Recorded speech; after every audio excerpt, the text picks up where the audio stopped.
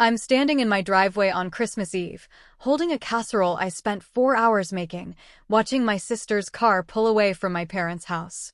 She's waving at me through the window, smiling, because she just got me uninvited from Christmas. And the only thing I did wrong? I said no to watching her kids. But what I'm about to tell you isn't just about a ruined holiday. It's about how one word, no, can detonate a bomb under your entire family. And how sometimes, the best revenge isn't revenge at all. It's watching everything collapse under the weight of its own dysfunction. If you've ever been the family doormat, drop a comment right now. Because this story is for every person who's been punished for finally setting a boundary. My name is Veronica Chin, and for 32 years, I've been what you might call the responsible one. You know the type. The daughter who remembered everyone's birthdays. The sister who showed up when called. The aunt who never complained about last-minute babysitting requests at 10 p.m. on a Friday night. My sister, Brielle, is 3 years younger than me, but you'd think she was the eldest by the way our parents treat her. 2 kids, Jasper, 7, and Juniper, 5, and a husband named Todd who works in cryptocurrency consulting, which as far as I can tell means he loses money on the internet while wearing expensive athleisure. I'm a technical writer for a medical device company. Not glamorous, but stable. I own a small 2-bedroom condo in the suburbs of Portland. I have a cat named Algorithms. I live a quiet life, and I liked it that way. The trouble started 3 weeks before Christmas. It was a Tuesday evening. I'd just gotten home from work, kicked off my shoes, and was contemplating whether I had the energy to cook or if this was a cereal for dinner kind of night. My phone rang. Brielle's face flashed on the screen, the photo she'd insisted I use, where she's laughing with perfect beach waves in her hair, looking like an Instagram ad for whitening strips. Hey, V. Her voice was bright. Too bright. I knew that tone. Quick favor. My hand was already reaching for the phone to put it on speaker, so I could start making myself that cereal. What's up? So, Todd and I have this amazing opportunity to go to this crypto networking thing in Seattle tonight. Tonight? I know, it's last minute, but this could be huge for us, and we really need to make connections, and... Brielle, I just got home from work. I know, and you're the best, which is why I knew you'd understand. We'd need you here by 6. The kids already had dinner, so you just need to do bedtime. We'll be back by midnight, 1 at the latest. I looked at my watch. 5:47 p.m. I looked at my cat, who was staring at me with what I can only describe as solidarity. I can't tonight, I said. I have a big deadline tomorrow morning and I need to. Veronica. The brightness evaporated from her voice. We've already committed. What am I supposed to do? Maybe ask in advance next time? The silence that followed was the sound of a guillotine blade being raised. Wow. Okay. I see how it is. Brielle, that's not. No. I get it. Your deadline is more important than helping family. Got it. Crystal clear. She hung up. I should have known it wouldn't end there. The next morning, my mother called. Diane Chin doesn't do pleasantries. She leads with the wound. Veronica, your sister is very upset. I was in the middle of brushing my teeth. I pulled the toothbrush out of my mouth. Good morning to you too, Mom. Don't be smart. She told me you refused to watch Jasper and Juniper last night. She and Todd had an important business event. She asked me at 5:47 p.m. to be at her house by 6. I had work to finish. You couldn't have done your work after the children went to bed? I could feel my jaw tightening. That's not the point. The point is she didn't ask in advance. She just expected. Family helps family, Veronica. That's what we do. Your sister has a lot on her plate. So do I. You have a cat. I closed my eyes. Took a breath. I'm not doing this right now. Fine. But you need to apologize to your sister. She's talking about not coming to Christmas if you're going to be there causing tension. That's when something shifted in my chest. A small, quiet crack. I'm causing tension? You know how sensitive she is. Just apologize. Keep the peace. She hung up before I could respond. Over the next week, Brielle didn't speak to me. Not unusual, she'd deployed the silent treatment before. What was unusual was the way the rest of my family seemed to be coordinating around her mood. My father, Richard, sent me a text, *heard there's some friction. You know your mother hates conflict. Can you smooth this over? Asterisk. My aunt, my mother's sister Patricia, called to tell me that family is everything and that I shouldn't let pride get in the way of relationships. My cousin Simone sent me an Instagram DM, *K, not trying to get involved, but maybe just say sorry. Brielle's really hurt. I hadn't done anything wrong. I knew that. But the pressure was building, and I could feel myself starting to buckle under the weight of everyone's expectations. Then, on December 15th, 10 days before Christmas, I got the group text. It was in the family thread, the one we used to coordinate holiday plans. My mother sent it. Update on Christmas Eve plans, dinner at 5 p.m. as usual. Please bring assigned dishes. Looking forward to celebrating with those who want to be there with positive attitudes, asterisk.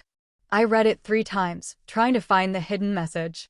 Then Brielle posted a photo, her and Todd with the kids, standing in front of a Christmas tree. Caption: Can't wait to celebrate with family who actually shows up for us. My stomach dropped. I called my mother. She answered on the 4th ring. Mom, am I uninvited from Christmas? A pause. No one uninvited you, Veronica. Then what was that text about? I'm just saying that we want a peaceful holiday. Your sister is still very hurt about your refusal to help, and she's indicated that she's not comfortable. Are you serious right now? Don't raise your voice at me. I'm not raising I stopped. Took a breath. Mom, I said no to one last-minute babysitting request. That's it. And now I'm being iced out of Christmas. You're not being iced out. You're welcome to come if you can commit to being pleasant and not causing problems. What problems have I caused? Veronica, I don't have time for this. If you want to come, you're welcome. But I need you to think about whether you can put the family first. I sat in my living room for an hour after that call, staring at nothing. Algorithms curled up next to me, purring like a small engine of solidarity. This was insane. I knew it was insane. But there was a part of me, the part that had been trained since childhood to smooth things over, to be the reliable one, to never make waves, that was already drafting an apology text. I'm sorry for any hurt feelings. Of course I want to be there for Christmas. I'll do better about being available, asterisk. My thumb hovered over the send button. Then something happened. Something I didn't expect. My phone buzzed. A text from a number I didn't immediately recognize. Then I placed it, Whitney Brennan. She was Brielle's best friend from college. We'd met a handful of times at birthday parties and baby showers. We weren't close, but we'd always been friendly. Hey Veronica, this is Whitney. I hope it's okay that I'm texting you. I got your number from the birthday party group chat from last year. I heard about the Christmas situation through Brielle, and I just wanted to reach out. Can we talk? Maybe coffee, asterisk. I stared at the message. This felt like a trap. Why would Brielle's best friend want to meet with me? I texted back, asterisk hi Whitney. Sure, I'm free this weekend. What's this about? Asterisk. I'd rather talk in person if that's okay. Saturday at 10? There's a coffee shop called Inkwell near Powell's, asterisk. Against my better judgment, I agreed. This is where everything changes. If you're already hooked, hit that subscribe button, because what Whitney told me the identity of my real enemy. Trust me, you don't want to miss what happens next. Saturday morning, I arrived at Inkwell 10 minutes early. Whitney was already there, sitting at a corner table with 2 lattes. She waved me over. She looked nervous. Thanks for meeting me, she said as I sat down. I wasn't sure if you would. I'm curious why Brielle's best friend wants to talk to me about a situation where I'm apparently the villain. Whitney grimaced. That's why I wanted to talk to you. Because you're not the villain. And I'm tired of watching this happen. I wrapped my hands around the warm mug. Watching what happened?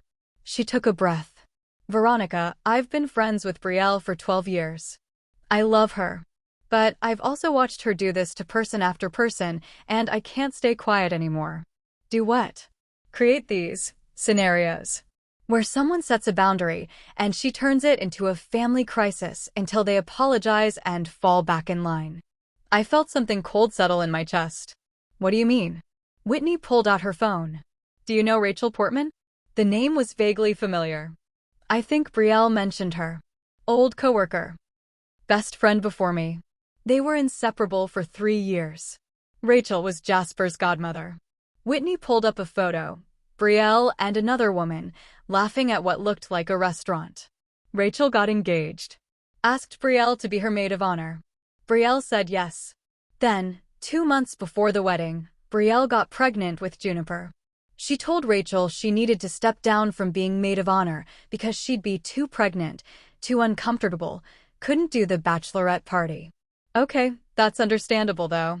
Rachel said she understood completely. Said Brielle could just be a bridesmaid, no pressure.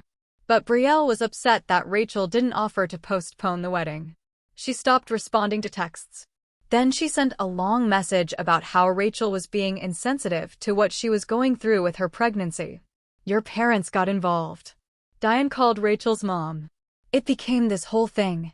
Rachel ended up apologizing and asking if they could work it out. And did they? Whitney shook her head. Brielle said she'd lost trust in the friendship. Rachel sent her a baby gift when Juniper was born. Brielle never acknowledged it. Rachel tried to reach out for a year. Eventually gave up. I felt something shifting inside my understanding of my sister. Why are you telling me this? Because you're not the first person Brielle's done this to. And because I'm watching her do the exact same thing to you, and I can't. Her voice cracked slightly. I can't watch another person get erased. But why does she do this? Whitney stared into her coffee. Honestly, I think she needs someone to be the villain. Someone she can point to and say, look how I've been wronged. Your parents enable it. They always take her side because it's easier than dealing with her meltdown. And Todd just goes along with whatever keeps the peace in his house. This is insane. It is. And here's the thing, it's going to keep happening. You'll apologize, you'll come to Christmas, you'll walk on eggshells for months. Then you'll set another boundary, and the whole cycle will start again. Unless. She looked at me directly. Unless you don't. Don't what? Don't apologize. Don't back down. Don't play the game. I laughed, but it came out bitter. Then I lose my family. Do you have them now? I drove home from that coffee shop in a daze. Everything Whitney said had clicked into place like a puzzle I'd been staring at for years without seeing the picture. I thought about my childhood. How Brielle would cry to our parents when I wouldn't give her my toys, and I'd be the one told to be the bigger person. How in high school, when she borrowed my car without asking and dented it, I was told not to make a big deal because she felt bad enough already. How at my college graduation, she'd gotten food poisoning legitimately, she was sick, and the entire dinner afterward became about making sure Brielle was okay, my achievement a footnote to her crisis. I'd been so trained to accommodate her that I'd never questioned the pattern. That night, I did something I'd never done before. I started documenting. I went through years of text messages, emails. I made a list of every time I'd been asked to babysit with less than 24 hours notice. The number was staggering, 47 times in 2 years. I found texts where I'd said yes when I clearly had other plans. Birthday dinners I'd missed. A concert I'd skipped. A weekend trip I'd canceled. All because Brielle really needed me. And I found something else, a pattern of erasure. After each time I'd accommodated her, there was no thank you. No acknowledgement. Just an expectation that this was my role. I made a decision that night. I wasn't going to apologize. And I wasn't going to show up to Christmas pretending everything was fine. Instead, I was going to do something I should have done years ago. On December 20th, 5 days before Christmas, I sent a message to the family group chat. Hi everyone. I wanted to address the situation directly rather than let it linger. I will not be attending Christmas this year. This isn't about anger or punishment. It's about recognizing a pattern that's been unhealthy for me for a long time. I've been the person who says yes to last-minute requests, who apologizes when I set boundaries, who shrinks myself to keep peace. I love this family, but I can't continue in a dynamic where saying no to a single babysitting request results in being treated like I've committed a crime. I hope you all have a beautiful holiday. I'll be available if anyone wants to have an actual conversation in the new year. I hit send before I could second-guess myself. My phone immediately started buzzing. The responses came in fast. Dad, can we talk about this? This seems extreme. Aunt Patricia, Veronica, this is hurtful. Family is everything. Cousin Simone. Girl, what are you doing? Mom, Veronica Marichin, call me immediately. But there was silence from Brielle. I turned off my phone notifications and tried to work. At 2 p.m., there was a knock on my door. My mother was standing there, my father behind her, both looking like I'd announced I was joining a cult. "We need to talk," my mother said. I let them in.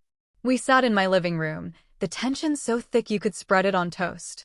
"What is this really about?" my father asked, in the gentle voice he used when he thought I was being irrational. "It's about exactly what I said. I'm tired of being punished for having boundaries." "No one is punishing you," my mother said. "Mom, I was uninvited from Christmas because I couldn't babysit with 15 minutes notice." "You weren't uninvited. What would you call it then? You were asked to consider whether you could be pleasant given the tensions, which were created because I said no. One time. To one unreasonable request." My father sighed. "Veronica, your sister is under a lot of stress. 2 young children, Todd's business struggles. And I'm not under stress? I have a full-time job. I have responsibilities. But somehow my stress doesn't count because I don't have kids." "That's not what he's saying," my mother interjected. "But family helps family. That's what we do." "Does Brielle help me?" Silence. When's the last time she asked how I was doing? When's the last time she offered to do something for me? When's the last time she accommodated my schedule? "You don't have children," my mother said quietly. "Your schedule is more flexible." And there it was. The thing that had been unspoken for years, finally said out loud. "My time is less valuable because I don't have kids." That's not. It is what you're saying, Mom. It's what you've been saying for years without saying it. Brielle's time is precious. Brielle's needs are urgent. Brielle's feelings are delicate. And I'm just flexible. Available. The backup plan. My father shifted uncomfortably. "We're not trying to make you feel that way. But that's how it is. And I'm done with it." My mother stood up, her face tight. "Fine. If that's how you feel, then maybe it's good you're not coming to Christmas. We don't need this kind of negativity." She walked out. My father lingered for a moment, looking like he wanted to say something, but ultimately followed her. I sat in my empty living room and cried for the first time since this whole thing started. Not because I regretted what I'd said, but because I was grieving the family I'd thought I had, mourning the fantasy that if I just explained it clearly enough, they'd understand. Christmas Eve, I woke up and did something revolutionary, exactly what I wanted. I made myself French toast with real maple syrup. I watched Home Alone in my pajamas. I video called with 2 friends from college who'd moved out of state. I read half a novel without interruption. At 5 p.m., right when my family would be sitting down to dinner, I was at a volunteer kitchen, serving meals to people experiencing homelessness. I'd signed up a week earlier, needing somewhere to channel the energy that would otherwise have gone into obsessing over what my family was saying about me. The shift coordinator, a woman in her 60s named Paulette, asked me why I'd signed up to work on Christmas Eve. "Family stuff," I said vaguely. She nodded knowingly. "The holidays have a way of showing you who people really are. Both the good and the bad." Around 7 p.m., while I was wiping down tables, my phone started buzzing in my pocket. I ignored it until my shift ended at 9. When I finally checked, I had 17 missed calls and 34 text messages. My hands started shaking as I scrolled through them. "Whitney, Veronica, call me when you can. Something happened at dinner. Cousin Simone, oh my God, I can't believe Brielle just said that. Dad, we need to talk about what came out tonight. Unknown number. This is Rachel Portman. Whitney gave me your number. I heard what happened at your family's Christmas. I'm so sorry. Also, and I hate that it took this, but thank you. Your mom called my mom tonight to apologize for how things went down with me and Brielle. Apparently some things were said that couldn't be unsaid. I hope you're okay." And then at 8:47 p.m., from Brielle, "We need to talk." My heart was pounding. I called Whitney. She answered on the first ring. "Oh, thank God. Are you okay? What happened?" Whitney took a breath.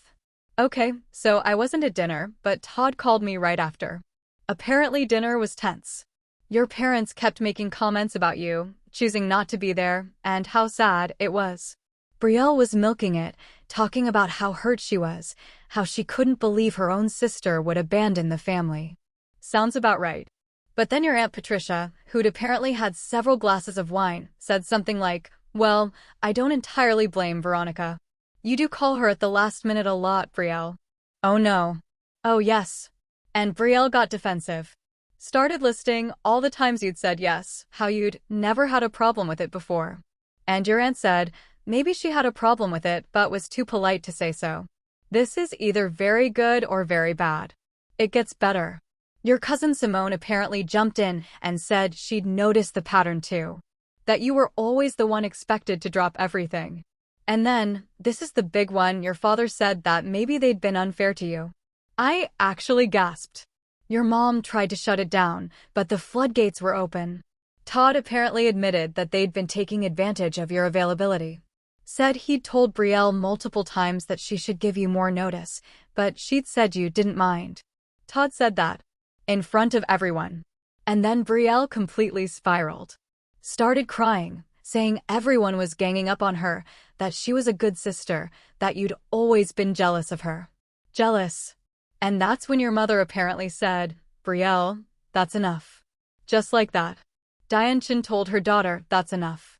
I sat down on the curb outside the volunteer kitchen. I don't understand what's happening. Your absence was louder than your presence ever was. They couldn't avoid the empty chair. Couldn't avoid the question of why you weren't there. And when they had to actually examine the reason out loud, in front of the whole family, the story Brielle'd been telling fell apart.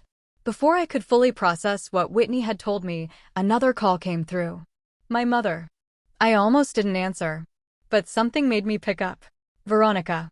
Her voice was different. Smaller. "Can you come over?" "Not for Christmas, I know that's not." "I know you're not coming. But can you come tomorrow? Just for a conversation. I don't know if I'm ready for. Your father and I have some things we need to say to you. Things we should have said a long time ago."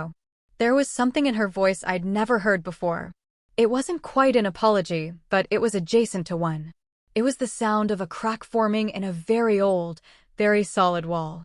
"Okay," I heard myself say. "Tomorrow. 2 p.m. Thank you." She hung up. I sat on that curb for another 20 minutes, trying to understand what had just happened. I'd expected punishment. Exclusion. Years of cold shoulders and passive-aggressive comments at future family gatherings. I hadn't expected this. Hadn't expected that refusing to play the game would expose the game itself. Christmas Day at 2 p.m., I drove to my parents' house. The Christmas decorations that had looked so cheerful a week ago now seemed garish, desperate. My father answered the door. He looked tired. "Come in," he said softly. We sat in the living room, the same living room where I'd opened presents as a child, where I'd taken prom photos, where I'd announced my college acceptance. My mother sat in her usual chair, hands folded in her lap. "We've been talking," my father started. "All night, really. After everyone left yesterday, your mother and I stayed up until 3 a.m., going through years of patterns. Things we'd normalized that we shouldn't have. I was unfair to you," my mother said abruptly. Her eyes were red. "I was unfair to you, and I taught your sister that it was acceptable to be unfair to you, and her voice cracked. "I'm ashamed." I felt tears burning behind my eyes. "You were an easy child," she continued. "You didn't demand much. You were self-sufficient. And Brielle was, she needed more. Or I told myself she needed more. Or I told myself she needed more. And somewhere along the way, I started believing that your independence meant you didn't need attention. Didn't need protection. Didn't need advocacy. You became invisible," my father added. "Not because you weren't valuable, but because you were so reliably there that we stopped seeing you." "I don't know what to say," I whispered. "You don't have to say anything," my mother said.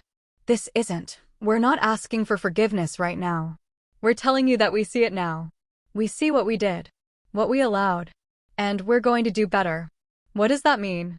"It means we've told your sister that she owes you an apology," my father said. "A real one. And that the dynamic needs to change." "Did she agree to that?" My parents exchanged a look. "She's angry right now," my mother admitted. "She feels like everyone turned on her. But she'll come around. And if she doesn't." She took a breath. "Then we'll have to accept that some relationships need distance to survive." We talked for 2 more hours. About childhood memories I'd rewritten to make them hurt less. About times my mother had chosen Brielle's comfort over my dignity. About how my father's conflict avoidance had meant I'd never had a defender. They didn't make excuses. They didn't try to explain it all away. They just listened. When I left, my mother hugged me, actually hugged me, not the performative side squeeze she usually gave. "I'm glad you didn't come to Christmas," she whispered. "Not because I didn't want you here, but because you deserved better than what we were offering you." The next few months were strange. Complicated. Not a fairy tale resolution. Brielle didn't apologize. She didn't text or call. According to Whitney, she was processing everything by deciding that I'd manipulated the family against her. That I'd always been jealous and had finally found a way to make her look bad. My parents tried to push her toward reconciliation, but I asked them to stop. "She needs to come to this on her own," I told them. "If she apologizes because you're making her, it doesn't mean anything." In January, my parents started therapy. Individual and couples. My father admitted he'd spent 30 years avoiding difficult conversations, and my mother acknowledged she'd been reliving her own childhood through Brielle. She'd been the difficult child in her family and had overcorrected by indulging Brielle's every emotional need. I started therapy too. Unpacking decades of being the easy child. Learning that accommodating isn't the same as loving. That boundaries aren't betrayals. In March, I got a text from Brielle. Not an apology, but a crack in the door. "The kids miss you." I didn't respond immediately. I sat with it. Talked about it in therapy. Finally replied, "I miss them too. When you're ready to have an actual conversation about what happened, let me know, She didn't respond to that. But she didn't block me either. In April, something unexpected happened. I got a message from Rachel Portman, the former best friend Whitney had told me about. "Hey, this is random, but a bunch of us who've been in similar situations with Brielle have been talking. We're thinking of getting together for coffee. Not to bash her or anything. Just to process. Remind ourselves we're not crazy. Interested? I met them on a Saturday in late April. 6 women, ranging from ages 28 to 45. A former coworker. A college roommate.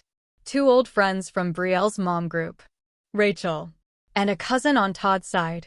We sat in a coffee shop and shared stories that were eerily similar. The last-minute demands. The emotional manipulation when we said no. The way Brielle could make you feel like the worst person in the world for having boundaries. "I thought I was the problem," one woman said, her voice shaking. "I spent 2 years thinking I was a bad friend." "Me too," another added. "She had me convinced I was selfish." We didn't bash Brielle. We actually spent a lot of time acknowledging the good parts of her generosity when things were going her way, her sense of humor, the way she could make you feel like the most important person in the world when she was happy with you. But we also acknowledged the truth, that she'd hurt us. That the hurt was real. That we didn't have to light ourselves on fire to keep her warm. That meeting became a monthly thing. We called ourselves the Boundaries Book Club as a joke, but it stuck. We'd meet, talk about our lives, recommend therapists and self-help books. We became each other's witnesses, proof that we weren't making it up. Final reflection. 28:30-30:00. It's September now. 9 months since I was uninvited from Christmas for being difficult. Brielle and I still haven't had the conversation. We text occasionally, surface-level stuff. She sent me a photo of Juniper's first day of kindergarten. I sent her a meme I thought she'd find funny. It's not a relationship, but it's not nothing either. My relationship with my parents is different now. Better in some ways, more honest. My mother sends me articles about golden child/scapegoat dynamics. My father calls me once a week just to talk, not because he needs something. They've started pushing back on Brielle's last-minute demands, suggesting she plan ahead, saying no sometimes. It's awkward and uncomfortable, and Brielle doesn't like it, but they're trying. I've stopped waiting for a big apology. I've accepted that I might never get the acknowledgement I want from Brielle. And I'm learning to be okay with that. Because here's what I've learned. The opposite of accommodation isn't cruelty. It's self-respect. I spent 32 years believing that love meant saying yes. That being needed was the same as being valued. That my worth was measured by my usefulness. But I was wrong. The people who truly love you don't need you to shrink. They don't punish you for having needs. They don't condition their affection on your availability. Was I uninvited from Christmas for being difficult? Yes. But the difficulty wasn't me. It was the truth I exposed when I finally said no, that the family dynamic only worked if I stayed small. And I'm not small anymore. If this story resonated with you, if you've ever been the person who had to choose between your family's comfort and your own dignity, drop a comment. Let's remind each other that boundaries aren't betrayals, they're survival. And if you want more stories about people who found their voice and stopped apologizing for taking up space, hit that subscribe button. Because we're just getting started. The best revenge isn't destroying someone. It's refusing to be destroyed. It's standing up, stepping back, and watching the whole house of cards collapse under its own weight. It's building a life so full of people who actually see you that the ones who don't become irrelevant. That's what I did. And it was the best Christmas gift I ever gave myself.